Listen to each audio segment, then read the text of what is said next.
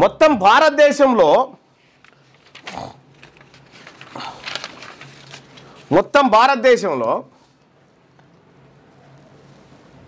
తెలంగాణ రాష్ట్రంలో ముస్లింల అక్షరాస్యత శాతం వచ్చేసి 76.9% ఉన్నది. ఇక భారతదేశంలో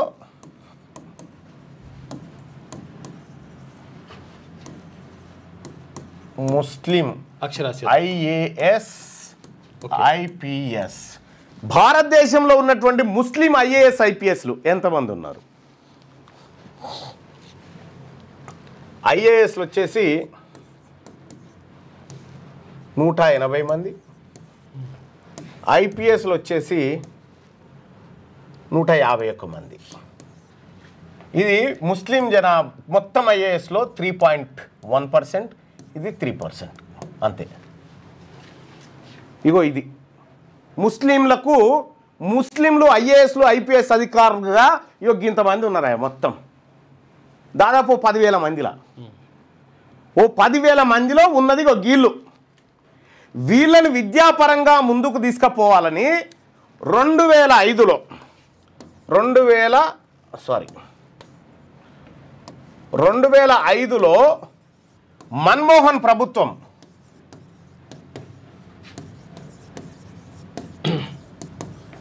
సచార్ కమిటీని ఏర్పాటు చేసింది. సచార్ కమిటీ ఎట్లా వాళ్ళ జీవితాలను బాగుపరచాలని భారతదేశంలో ఉన్నటువంటి ముస్లింల స్థితిగతులను అధ్యయనం చేయడానికి సచార్ కమిటీని ఏర్పాటు చేసింది. సచార్ కమిటీ నివేదిక ఇస్తే ఇదే కాంగ్రెస్ పార్టీ ప్రభుత్వం సచార్ కమిటీ నివేదికలోంచి ఒకే ఒక్కటి ఏం అమలు చేసింది అంటే మైనారిటీ శాఖ. ఇప్పుడు బీసీలకు కూడా ఈ మైనారిటీ శాఖనే కేంద్రంలో, బీసీలకు సపరేట్ లేదు, ఈ మైనారిటీ కిందనే ఈ ఒక్క శాఖను పెట్టి చేతులు దులుపుకుంది కాంగ్రెస్ పార్టీ ప్రభుత్వం. సచార్ కమిటీ ఏం చెప్పిందంటే ఈ దేశంలో ఎస్సీల కంటే ముస్లింలు ఆర్థికంగా వెనుకబడి ఉన్నారని నివేదిక చెప్పింది. మరి ఇటువంటి ముస్లింల కోసం నువ్వు వాళ్ళని ఏ రంగాల్లో ముందుకు తీసుకురావాలి? ఎడ్యుకేషన్లో ముందుకు తీసుకురావాలి, ఎంప్లాయ్మెంట్లో ముందుకు తీసుకురావాలి. వాళ్ళను ఏది బిజినెస్లు చేసి మోపేడు కొనిస్తావు, మోజు బండ్లు అమ్ముకోవాలనా? వెనుక ఉల్లిగడ్డ కట్టుకొని ఉల్లిగడ్డ ఏమన్నా పండ్లుంటే తట్ట పెట్టుకొని మోపేడు నడుపుకుంటా పోవాలనా ఈ రాష్ట్ర ప్రభుత్వం? ఇదా నువ్వు ముస్లిం విద్య కోసం నువ్వు చేస్తున్నది ఏంది? ఇది తెలంగాణ రాష్ట్రంలో జూబ్లీ హిల్స్ బై ఎలక్షన్స్ కోసం కాంగ్రెస్ పార్టీ ఆడుతున్నటువంటి నయా డ్రామా. ఇది కాంగ్రెస్ పార్టీ ఆడుతున్నటువంటి నయా డ్రామా. ఈ 2 కొత్త స్కీమ్స్ ఇప్పుడు ఎందుకు గుర్తుకొచ్చినాయి? మీకు దమ్ముంటే కాంగ్రెస్ పార్టీ ప్రభుత్వానికి చెప్తున్నా, జూబ్లీ హిల్స్లో కాకుండా ఇంకెక్కడన్నా ఈ పైలట్ ప్రాజెక్టు పైలట్ ప్రాజెక్ట్ ఇక జూబ్లీ హిల్స్లోనే స్టార్ట్ అవుతుంది ఇది. ఎందుకంటే జూబ్లీ హిల్స్ ఎలక్షన్స్ కదా, పైలట్ ప్రాజెక్ట్ కింద ఇదే అంటారు. ఇక 2 రకాల మోసాలు చేయబోతా ఉంది. ఇందులో ఒకటి మనం ముస్లిం సోదరులు అబ్జర్వ్ చేయాల్సింది, ఈ నెల 20 నుంచి అంటే ఇవాళ నుంచి వచ్చే నెల 6 తారీఖు వరకు 6 వరకు ఆన్లైన్లో దరఖాస్తులు.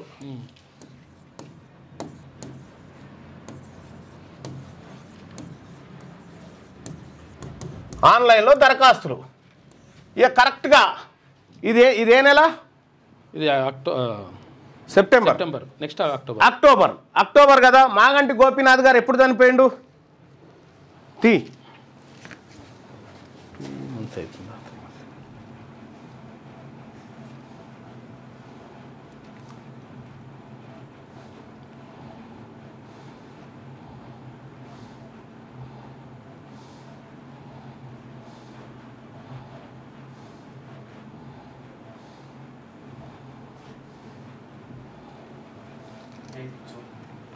June 8 June 8 June.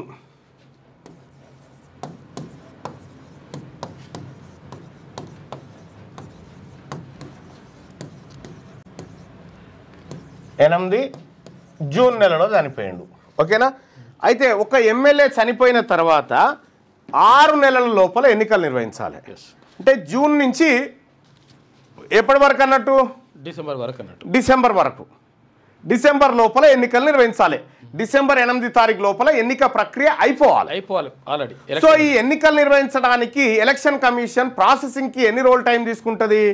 దాదాపు ఒక 2 నెలల పైచిలకు కాలం తీసుకుంటుంది. 45 రోజులు అట్లా, 45 నుంచి 2 నెలల దాకా తీసుకుంటుంది. 2 నెలలు తీసుకుంటుంది. ఇప్పుడు ఏంది సెప్టెంబర్, అక్టోబర్ 6 తారీఖు నాడు, అంటే కరెక్ట్గా అక్టోబర్ 7కో 8కో నోటిఫికేషన్ వస్తుంది. అక్టోబర్లో వస్తుంది మొత్తం మీద. అక్టోబర్ 7కో 8కో నోటిఫికేషన్ వస్తుంది. ఈ నోటిఫికేషన్ కోసం, ఈ నోటిఫికేషన్ అనగానే మేము దరఖాస్తులు తీసుకున్నాం ఇద్దాం అనుకున్నాం కానీ మోసం అయిపోయింది, ఎలక్షన్ కమిషన్ పాడుగా నోటిఫికేషన్ వేసింది అని చెప్తారు ఏడా జూబ్లీ హిల్స్లో ఉన్న ముస్లింలకు. నీవు ఈ ముస్లింలకు కాంగ్రెస్ పార్టీ మేనిఫెస్టోలో ఇచ్చినటువంటి హామీలు ఉన్నాయి కదా, అందులో ఎన్ని అమలు చేసినావు చెప్పు? ఏమి అమలు చేయకపోగా కేవలం జూబ్లీ హిల్స్లో ఉన్నటువంటి ముస్లిం ఓట్లను మభ్యపెట్టడానికి కాంగ్రెస్ పార్టీ చేస్తున్నటువంటి ఎత్తుగడ. ఈ కాంగ్రెస్ పార్టీకి చిత్తశుద్ధి ఉంటే మీ యూపీఏ గవర్నమెంట్ తీసుకొచ్చినటువంటి సచార్ కమిటీ నివేదికను ఈ దేశంలో ఎందుకు అమలు చేయలేదు? ప్రత్యేక కమిషన్ పెట్టాలనేటువంటి నిర్ణయాలను ఎందుకు పక్కన పెట్టిరు? ఇక్కడ సచార్ కమిటీ నివేదిక ఆధారంగా ఈ రాష్ట్ర ప్రభుత్వం గుర్తించిన ముస్లింల సాధక బాధకాలు ఏంటి ఉన్నాయా? నువ్వు ఏమంటున్నావు? ఇక్కడ దరఖాస్తులు పెట్టుకో అన్నట. ఎవరు? ఒంటరి మహిళలు, దూదేకుల వాళ్ళు, వీళ్ళందరూ కూడా ఫకీర్లు దరఖాస్తులు పెట్టుకో అన్నట. మరి మొన్న 2025లోనే కదా ప్రతి మనిషి కులము, గోత్రము, నక్షత్రము, ఆదాయము అన్ని లెక్కలు నీ దగ్గర ఉన్నాయి కదా. అన్ని లెక్కలు సమగ్ర కుటుంబ సర్వే లెక్కలు నీ టేబుల్ ముంగటనే ఉన్నాయి కదా. ఏ ముస్లిం ఒంటరి మహిళ, ఏ ముస్లింకు ఏం లేదు, ఏ ముస్లిం బతికెట్లుందో నీ టేబుల్ ముంగట లెక్క ఉంది కదా, ఆ లెక్క తీసి ఇవ్వచ్చు కదా. ఈ దరఖాస్తుల దుకాణం ఏంది? మళ్ళా ఈ దరఖాస్తుల దుకాణం ఏంది? నువ్వు మోసం చేయడానికి, నువ్వు బీసీ ముస్లింలను మోసం చేయడానికి ఈ డ్రామా ఆడతావు నువ్వు, ఇంకొకటి ఏమీ లేదు. అందుకోసమే ముస్లిం భాइयों बहनों, ये कांग्रेस पार्टी आपको और एक बार धोखा देने के लिए ये 2 स्कीम, क्या है वो स्कीम्स लेके आया? इंदिरम्मा माइनॉरिटी महिला योजना, రేవంత్ అన్న కా సహారా మిస్కిన్ కే లియే కింద ఫకీర్ దూదేకుల వర్గాలకు మోపేళ్ళు అంటే లూనాలు. మీరు మోజు బండ్లు అమ్ముకోర్రి, మీరు మోజు బండ్లు పెట్టుకోర్రి, ఉల్లిగడ్డలు అమ్ముకోర్రి, పండ్లు అమ్ముకోర్రి, చెప్పుల షాపు కాడ ఉండుర్రి, పంచర్ షాపులు పెట్టుకోరు. ఇగో ఇది కాంగ్రెస్ పార్టీ విధానం. ఏ ఒక్క ముస్లిం కన్నా ఇక్కడ ఏది కొడంగల్ ఎత్తిపోతల పథకంలో ఒక ముస్లిం కాంట్రాక్టర్కి ఒక ప్యాకేజ్ ఇచ్చినావా చూపెట్టు. ఒక ముస్లిం కాంట్రాక్టర్కి ఈ మన ప్రభుత్వ స్కీమ్లలో ఏ స్కీమ్లో అతని కాంట్రాక్ట్ ఇచ్చినావు చూపెట్టు. ఒక ముస్లిం కాంట్రాక్టర్ని తయారు చేసినావా? కనీసం ముస్లిం మంత్రి లేడు. ముస్లిం మంత్రి లేనటువంటి ఏకైక ఇప్పుడు పెడతా ప్రభుత్వం మనది తెలంగాణ. ఈ విషయంలోనే ఇప్పుడు పెడతానంటు నిన్న ప్రకటించిండు ముస్లిం మంత్రిని పెడతాడు. ఇప్పుడు ఎందుకు? ఓట్లున్నాయి కదా, ఓట్లున్నాయి కాబట్టి పెడతానటువంటి డ్రామా ఇదంతా. ఏ నాటక్ నై చలేగా రేవంత్ జీ. అక్కడ కేసీఆర్ ఏమో मैं शाद नगर में ऐलान करता हूं, बीआरएस पार्टी एमपी को जिताए तो 4 महीने की अंदर ही 12% रिजर्वेशन अमल करके बताऊंगा, ये केसीआर का वायदा है, मैं वायदा पे पक्का रहूंगा అని ఆడ చెప్పి ఆయన 10 ఏళ్ళైండు. 10 ఏళ్ల నుంచి వాళ్ళ రిజర్వేషన్ పెంచకపోగా ఉన్న వాళ్ళ జీవితాలను నాశనం చేసిండు. ఇప్పుడు ఈయన. అందుకోసమే ముస్లిం సోదరులారా, మన బతుకులు మారాలంటే మన పిల్లలకు మంచి ఎడ్యుకేషన్ దక్కాలి, మనకు కార్పొరేట్ లెవెల్లో ఫ్రీ ఎడ్యుకేషన్ ఉండాలి, మనకు కష్టపడి పని చేయడానికి అవకాశాలు ఏర్పడాలి. ఈ మొప్పైడ్లతోనో వీలేసే బిచ్చం ద్వారానో మన బతుకులు మారవు. ఇదంతా ఎన్నికల స్టంట్.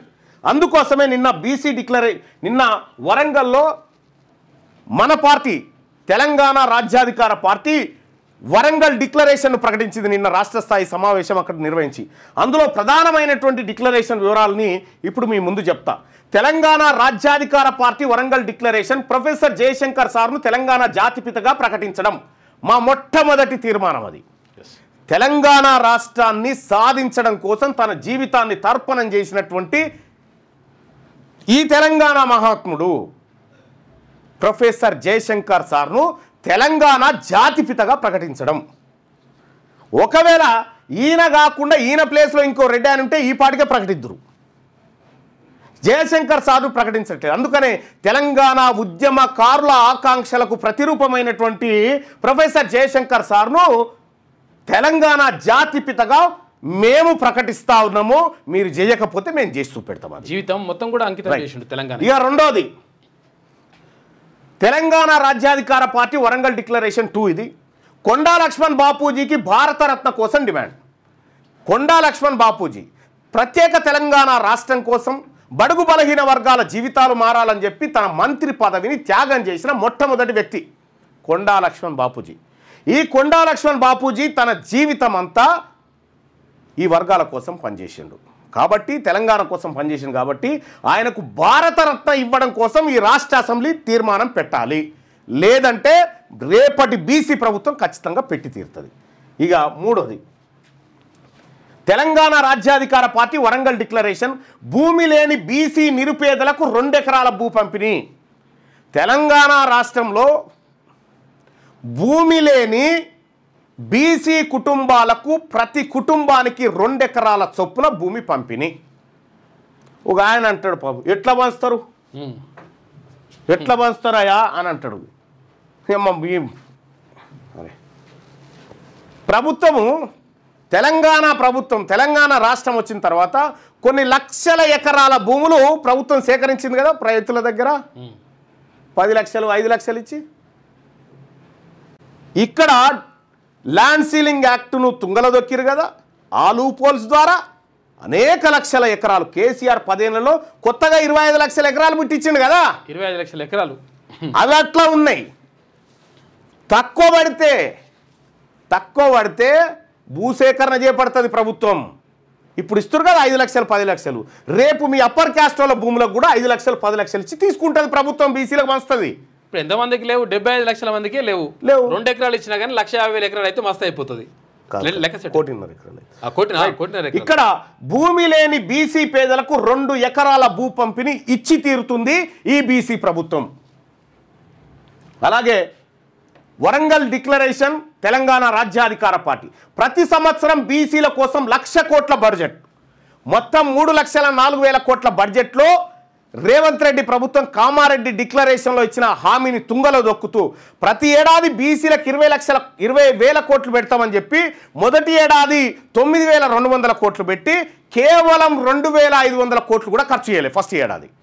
ఇక రెండోసారి మళ్ళీ 11,000 కోట్లని పెట్టి దాంట్లో కూడా ఖర్చు చేసింది ఏమీ లేదు. కాబట్టి బీసీ ప్రభుత్వం ఒకేసారి ఒకే బడ్జెట్లో ప్రతి ఏడాది 1,00,000 కోట్ల రూపాయలు బీసీల బడ్జెట్గా పక్కకు పెట్టబోతా ఉంది. బీసీల బతుకులు ఇక గిట్ల మారుతాయి. ఇక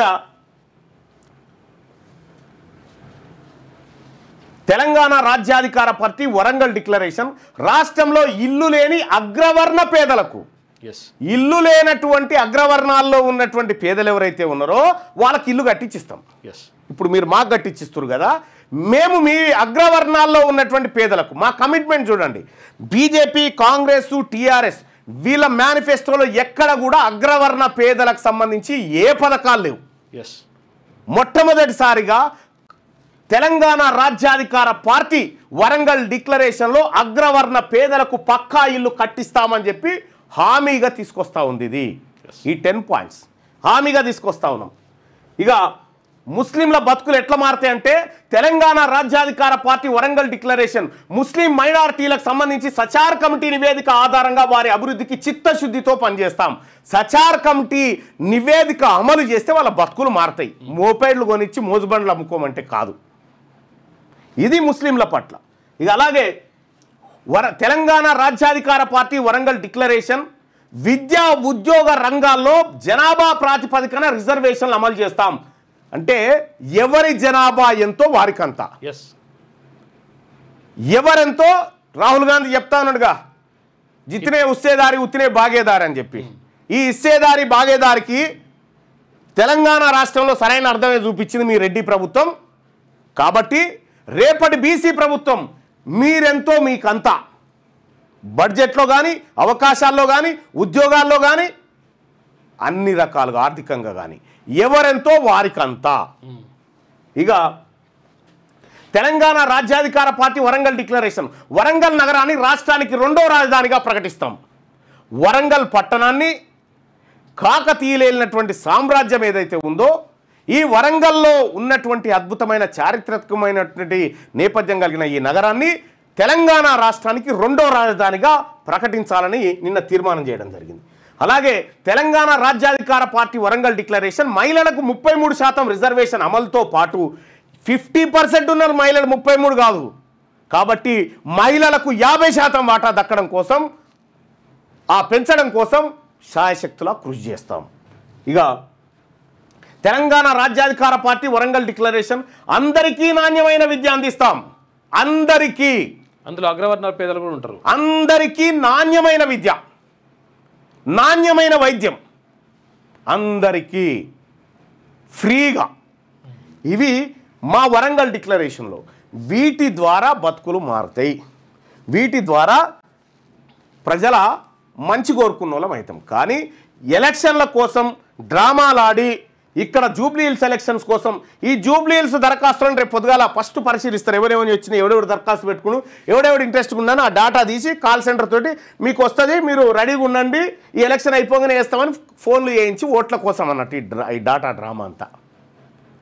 అందుకోసమే मुस्लिम भाइयों बहनों, हमारे प्यारे बीसी मुस्लिम भाइयों बहनों, कांग्रेस ने जो वादा कर रही वो भी झूठा है. ये चुनाव होने के बाद आपको धोखा देने के लिए तैयार है कांग्रेस पार्टी. मुस्लिम के लिए इस राज्य में जो लोग करते वो तेलंगाना राज्याधिकार पार्टी करते ओनली. కాబట్టి ఈ మోసపూరితమైనటువంటి నీకు దమ్ముంటే, ఇదే కాంగ్రెస్ పార్టీకి దమ్ముంటే ఈ స్కీము 30 కోట్లు ఏ లెక్కన ఎంతమంది దరఖాస్తు చేసుకున్నారో లెక్క రావాలి కదా. మరి 30 కోట్లు ఎట్లా పెట్టినావు కరెక్ట్గా? నువ్వు దరఖాస్తు చేసుకున్నాక ఎన్ని పైసలు కావాలనేది లెక్క రావాలి కదా. నువ్వు దరఖాస్తు పెట్టుకుని 1000 మంది దరఖాస్తు చేసుకుంటే 1000 మందికి ఒక్కొక్క కోటి చొప్పున గిట్ ఇస్తే ఈ 10 కోట్లు అవుతాయి అని చెప్పొచ్చు. నీకాడ దరఖాస్తులే రాలే, ఎంతమంది దరఖాస్తు చేసుకురో లేవు, కానీ 30 కోట్లను ఏంది ఈ మభ్య పెట్టడానికి వాడుతున్నటువంటి సంఖ్య. తస్మాత్ జాగ్రత్త. మీ వ్యాపారం అభివృద్ధి కావాలని కోరుకుంటున్నారా? అయితే వెంటనే క్యూనస్ని సంప్రదించండి. Schools, colleges, banks, shops, office promotions, land promotions, political promotions, restaurant promotions, hospital promotions, పుట్టినరోజు వేడుకలు, శుభకార్యాలు, వ్యాపారాలు ఏవైనా, సందర్భం ఏదైనా ఇప్పుడే క్యూనస్ ద్వారా తెలియజేయండి. మీ వ్యాపారాన్ని అభివృద్ధి చేసుకోండి.